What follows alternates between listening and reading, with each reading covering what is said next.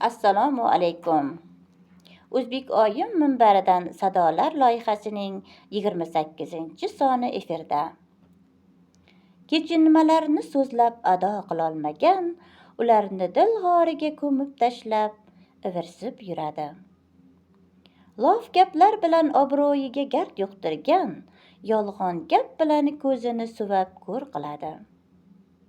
Vijdonini yutib yuborgan, jazodan qochish uchun o'ziga hal qiluvchi tepkini yediradi. Ko'ngilsiz voqea ta'sirida tundlashgan, ochilib gaplashmay sukutga cho'madi.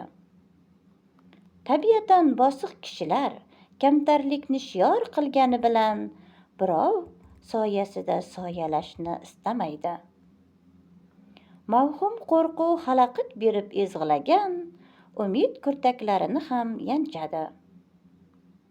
Kishi o'z imkoniyatini to'g'ri baholamagan, quruq bahona shoxiga osilib so'zlaydi.